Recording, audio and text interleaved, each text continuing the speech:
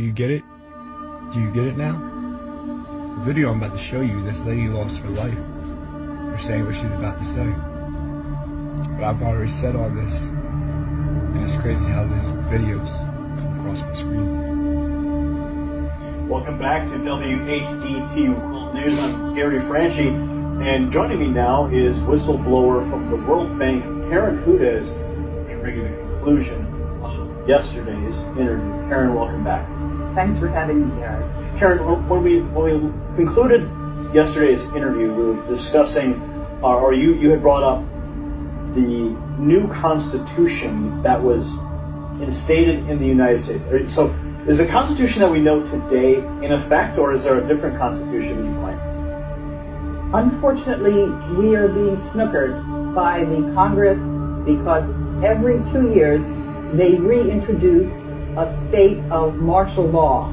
And we are not under our first Constitution. We are under the second secret Constitution. What that Constitution provides is that our tax dollars are going to pay interest to the Federal Reserve. They're not paying for any of the services that we need in our country. Instead, where are we getting the money? We're getting it from the poppy fields in Afghanistan and the drug trade. That's how we're financing our country. This is a travesty. Now, you mentioned that the secret Constitution allows for the interest to be paid to the Federal Reserve. But isn't that the Federal Reserve Act that we know that was established in 1913, when it was passed on Christmas Eve? So, where does that law fall into place? You'll remember that President Lincoln was assassinated by a Jesuit. That was in order to prevent the greenback dollars that Lincoln had issued directly by the Treasury Department. And so what happened was the bank of that day was then able to continue to earn interest on the currency of the United States. That was why he was assassinated.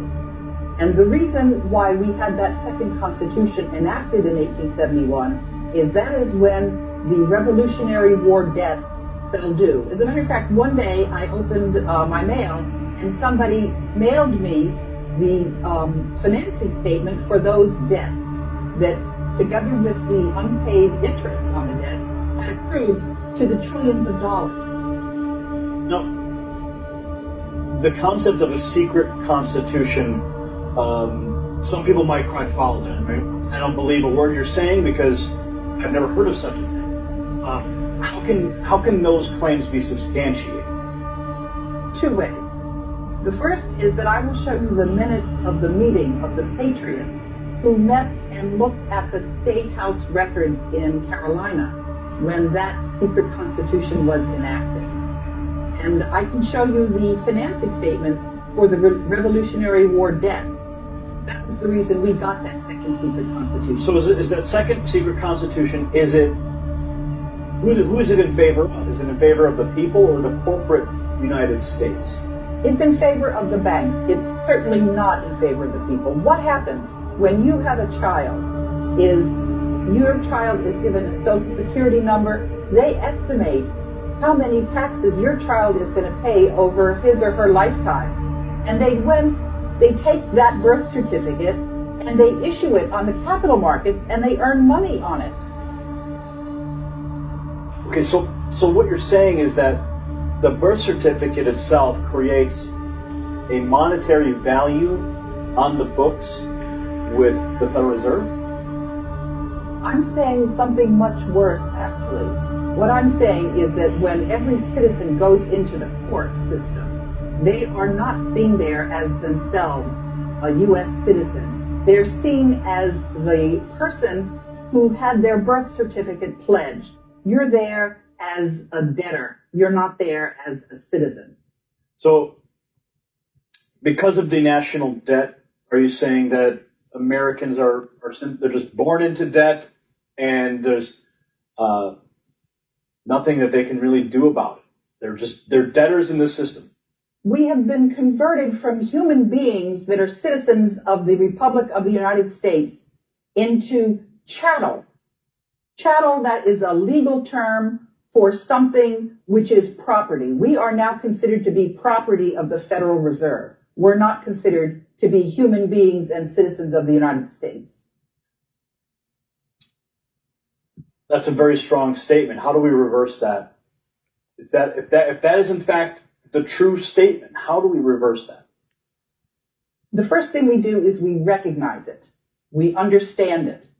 And then the second thing we do is we have that constitutional convention, which is our right under our first constitution, and we repeal that banker's constitution. We repeal it, we get rid of it, we do not want it, we do not need it, and we issue our treasury dollars backed by the gold out of the collateral account that has been offered to us.